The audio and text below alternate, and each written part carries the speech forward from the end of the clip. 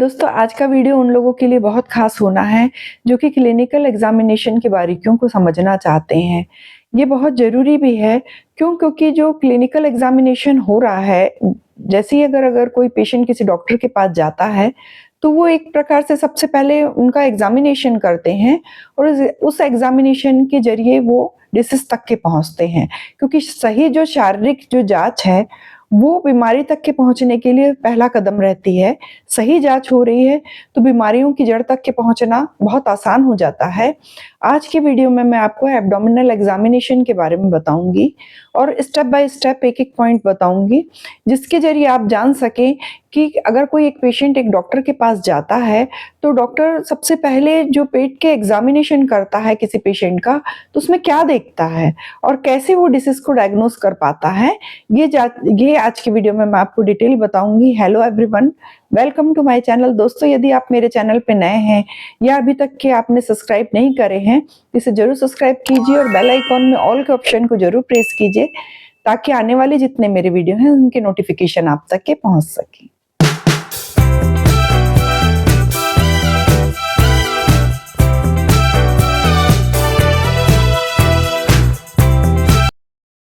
दोस्तों जैसे ही कोई पेशेंट अगर किसी डॉक्टर के पास जाता है या पेट से संबंधित लेके समस्या जाता है, चाहे वो इंडाइजेशन की प्रॉब्लम हो या पेट से जुड़ी हुई जो भी समस्या है, तो जनरली पेशेंट को लिटाकर डॉक्टर एग्जामिन करता है उसके एब्डोमेन का, जिसमें क्या देख रहे हैं वो ये हम जान रहे हैं आज की वीडियो में। जनरली जो ह्यूमन जो एब्डोमेन रीजन रहता है, डॉक्टर उनको एक इमेजिनरी लाइन से उसको 9 पार्ट्स में डिवाइड करते हैं, जो कि इस प्रकार है। इसमें एब्डोमेन के 9 पार्ट्स में डिवाइड किया गया है, जिसमें फर्स्ट पॉइंट है right hypochondriac region. Right hypochondriac region जो है वो एब्डोमेन के राइट साइड का पार्ट है और ऊपरी भाग है, जहाँ पे जनरली जो इंटरनल ऑर्गन्स हैं उसमें आते हैं liver, gall bladder. Gall bladder जो है वो पित्त की थैली है और राइट साइड के किडनी का अपर साइड आता है। अगर मान लो लीवर में किसी प्रकार की सूजन है या फिर लीवर बढ़ गया है अपने साइज से, तो जनरली पेशेंट का राइट जो हाइपोकॉन्ड्रियक रीजन है उसमें अगर किसी प्रकार की प्रॉब्लम है, जैसे पेन है या स्वेलिंग है, जो कि पेशेंट देख के उसको और एग्जामिन करके पता कर सकता है। सेकंड पॉइंट आता है जो कि एपिगैस्ट्रिक रीजन है। एपिगैस्ट्रिक रीजन जो है वो स्टमक आता है, उसके नीचे लीवर का कुछ हिस्सा आता है, पेनक्रियास आता है और डिओडिनम आता है। डिओडिनम जो है वो जनरली अपने इंटेस्टाइन का एक पार्ट है जो कि डिओडिनम कहला रहा है। थर्ड पोर्शन आता है इसमें left hypochondriac region. Left hypochondriac region में आती है स्प्लीन, स्टमक का ऊपरी हिस्सा और लेफ्ट किडनी का ऊपरी हिस्सा, ये आता है लेफ्ट हाइपोकॉन्ड्रियक रीजन में। फिर फोर्थ पॉइंट आता है राइट साइड का जो लुम्बर रीजन है, जिसमें असेंडिंग कोलोन, यानी कोलोन जो है वो लार्ज इंटेस्टाइन की बड़ी आंत का एक हिस्सा है और राइट साइड की किडनी आती है। अम्लाइकस रीजन जो कि सेंटर रीजन है, जो कि नाभि का एरिया है, जिसमें स्मॉल इंटेस्टाइन आती है जो कि छोटी आंत है, और ट्रांसवर्स कोलोन, कोलोन यानी बड़ी आंत का कुछ हिस्सा भी इसमें आता है। सिक्स्थ पॉइंट होता है left lumbar region. Left lumbar region जो है वो असेंडिंग कोलोन है। असेंडिंग कोलोन है जो कि लार्ज इंटेस्टाइन का एक बड़ा हिस्सा है और लेफ्ट साइड की किडनी आती है वहां। सेवंथ पॉइंट आता है right iliac fossa. Right iliac fossa जो है वो अपेंडिक्स रीजन आता है वहां। सीकम आता है, सीकम भी लार्ज इंटेस्टाइन का पार्ट है। और महिलाओं में, फीमेल्स में अगर अपन देख रहे हैं कि राइट साइड की ओवरी आती है। एट्थ जो पॉइंट है वो है कि हाइपोगैस्ट्रिक रीजन। हाइपोगैस्ट्रिक रीजन है वो जनरली निचला पार्ट है, जिसमें यूरिनरी ब्लैडर यानी जो पेशाब की जो थैली रहती है वो रहती है, और सिग्मोइड कोलोन, कोलोन भी है जो लार्ज इंटेस्टाइन का एक पार्ट है, और फीमेल्स में जनरली यूट्रस आता है। ये 8 पॉइंट है। इसके अलावा 9th जो पॉइंट है, 9 पॉइंट में जनरली लेफ्ट इलियक फोसा है। लेफ्ट इलियक फोसा में सिग्मोइड कोलोन, कोलोन का पार्ट आ रहा है जो कि लार्ज इंटेस्टाइन का है, और फीमेल्स में अपन देख रहे हैं कि लेफ्ट ओवरी रहती है। दोस्तों राइट इलियक रीजन जो रहता है, राइट इलियक तो ये जो पॉइंट रहता है इसमें अगर किसी प्रकार की पेन हो रही है, जो कि सीवियर पेन हो रहा है, तो सबसे पहले अपेंडिसाइटिस की ओर अपना ध्यान जाता है। वैसे ही एपिगैस्ट्रिक रीजन है जो कि सेकंड पॉइंट है, वो गैस का है, एसिडिटी का है। और अक्सर यहाँ पे अगर मान लो किसी को दर्द हो रहा है तो वो गैस के कारण भी होता है, एसिडिटी का भी दर्द होता है। राइट हाइपोकॉन्ड्रियक रीजन जो रहता है, राइट हाइपोकॉन्ड्रियक रीजन में जब जनरली किसी को गॉल ब्लैडर का स्टोन हो गया है, पित्त की थैली का, तो उसका जो सीवियर दर्द होता है वो जो कि राइट हाइपोकॉन्ड्रियक रीजन से होता है, लेकिन वो दर्द जो कुछ मात्रा में एपिगैस्ट्रिक रीजन पे भी होता है। ये जो हुए 9 पार्ट्स हुए, जिनको अपने को इंटर्न जो डॉक्टर रहते हैं वो एक इमेजिनरी लाइन से इसको 9 पार्ट्स में इसको डिवाइड कर लेते हैं और इन ऑर्गन्स को जनरली अंदर वो इमेजिन करते हैं कि अगर पेशेंट अगर किसी प्रकार की कंप्लेन कर रहा है कि हमारे इस पार्ट में दर्द हो रहा है, या फिर ये तो हो गया कि हमने जांच करने के पहले ये बताए कि भाई ये इमेजिनरी लाइन से हमने एब्डोमेन को इसको 9 पार्ट्स में डिवाइड कर दिए, जिनके नाम दिए हैं और उसके नीचे पाए जाने वाले ऑर्गन्स दिए हैं कि यहाँ यहाँ ये ऑर्गन्स फिट है, जिसको वो डॉक्टर जान रहे हैं। अब स्टेप आता है इंस्पेक्शन, यानी इंस्पेक्शन एरिया रहता है, यानी देखना यानी पेशेंट का सबसे पहले एब्डोमिनल रीजन को डॉक्टर देख रहे हैं और देखकर ये 9 पार्ट्स में उस पार्ट को डिवाइड कर लिए और फिर उसमें पेशेंट के एब्डोमिनल रीजन को देख रहे हैं कि उसका जो एब्डोमिनल रीजन है वो कहीं से फुला हुआ तो नहीं, बहुत उभार नजर आ रहा है। पेट अगर बहुत फुला हुआ नजर आ रहा है, जो 2 कारणों से हो सकता है, या वो पेशेंट को गैस की प्रॉब्लम है, जिस फैटी पेशेंट है जिसके कारण उसका पेट फुला हुआ है। और थर्ड अगर अपन देख रहे हैं कि कई पेशेंट ऐसे रहते हैं जिनको पेट में पानी भर जाता है, जिसके कारण उनका पेट फुला हुआ नजर आता है, वो शेप एकदम एबनॉर्मल फुला हुआ नजर आ रहा है। और फोर्थ पॉइंट अगर अपन देख रहे हैं कि बहुत सारे ऐसे लोग रहते हैं जिनको इंटेस्टाइनल ऑब्स्ट्रक्शन रहता है, जिसके कारण बहुत अधिक मात्रा में स्टूल भरा रहता है पेट में, जिसके कारण वो पेट फुला हुआ नजर आ रहा है।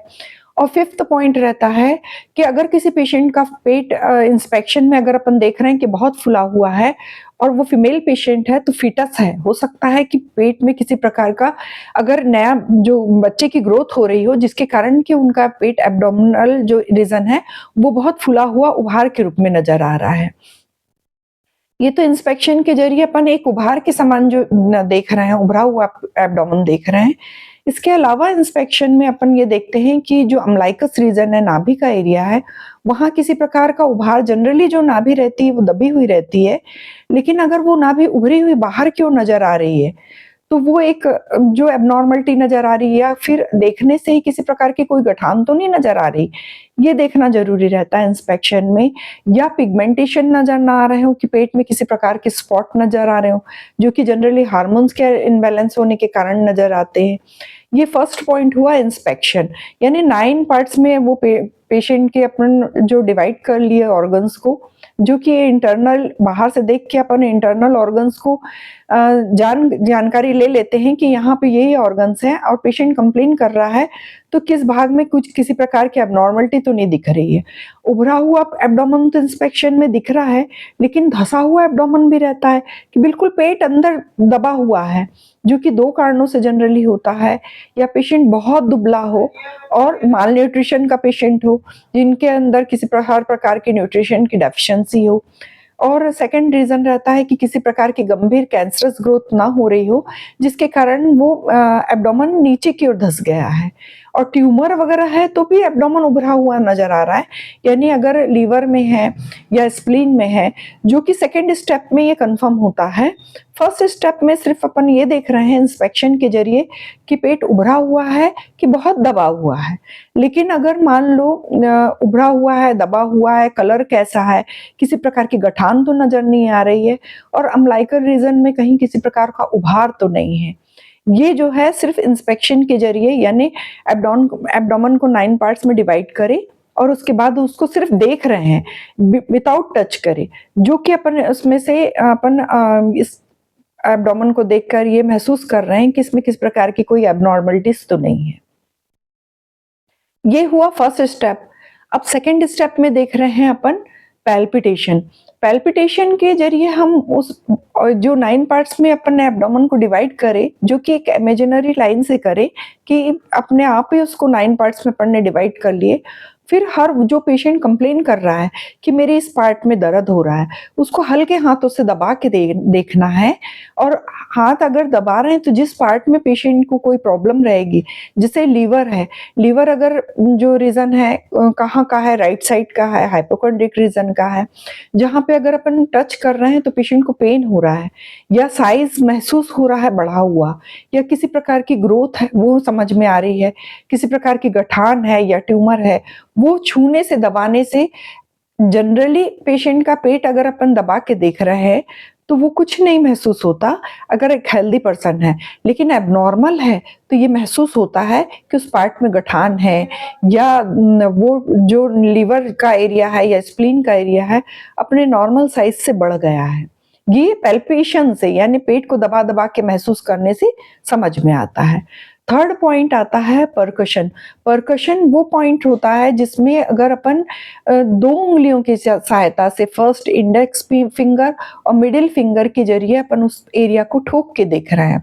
जिस पार्ट में पेशेंट को दर्द हो रहा है या एब्डोमेन का ऐसा एरिया है कि जो कि अपने को फुला हुआ नजर आ रहा है और ऐसा लग रहा है कि फ्लूइड भरा हुआ है, तो जैसे ही अगर अपन 2 उंगली रख के उसके ऊपर ठोकते हैं, यानी फर्स्ट फिंगर और सेकंड फिंगर के बीच में अगर अपन इंडेक्स फिंगर से टच करते हैं, जैसे ही पेट को ठोकते हैं तो उसमें एक थ्रिल नजर आता है, एक वाइब्रेशन नजर आता है जो कि फ्लूइड के कारण रहता है।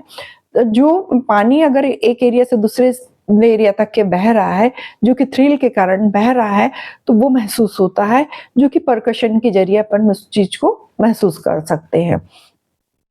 इसके अलावा फोर्थ पॉइंट आता है ऑस्कुलेशन। ऑस्कुलेशन में स्टेथोस्कोप को लगाते हैं और अपन उसमें जो एब्डोमेन के साउंड को सुनते हैं, जो कि नॉर्मल साउंड है। नॉर्मल रीजन अगर हेल्दी पर्सन है तो डाइजेशन या एब्डोमिनल गैस्ट्रिक जूस के कारण एब्डोमेन में साउंड आते हैं, जो कि कुछ हल्के आवाज आती रहती है, लेकिन जब बिल्कुल आवाज महसूस नहीं होती, गट साउंड बिल्कुल नहीं सुनाई देता, वो रहता है कि किसी प्रकार का इंटेस्टाइनल ऑब्स्ट्रक्शन तो नहीं है। ये जांच के लिए अपन स्टेथोस्कोप से देते हैं, या एबनॉर्मल साउंड आ रहा है, बहुत अधिक आवाज आ रही है, तो उसमें भी एबनॉर्मलिटी रहती है जो कि इंटेस्टाइनल किसी प्रकार के ऑब्स्ट्रक्शन की रहती है, या किसी डिसीज की ओर इंडिकेट करती है। ये अपन स्टेथोस्कोप से साउंड सुनते हैं, उसके बाद अपन को महसूस होता है। ये जनरली 4 जो स्टेप है कि जिसमें इंस्पेक्शन के जरिए, पैल्पेशन के जरिए, ऑस्कुलेशन के जरिए या परकशन के जरिए अपन जनरली जांच के जरिए एब्डोमेन को जानते हैं कि भाई इसमें किसी प्रकार की कोई एबनॉर्मलिटी तो नहीं आ रही। इसके अलावा भी कुछ बाहर से एग्जामिनेशन कराने की आवश्यकता होती है। अगर जब पेशेंट को किसी प्रकार का डाउट रहता है कि इंटरनल किसी प्रकार की कोई प्रॉब्लम तो नहीं है, तब डॉक्टर बाहर से दूसरी कुछ जांचें, जैसे कि ब्लड टेस्ट है।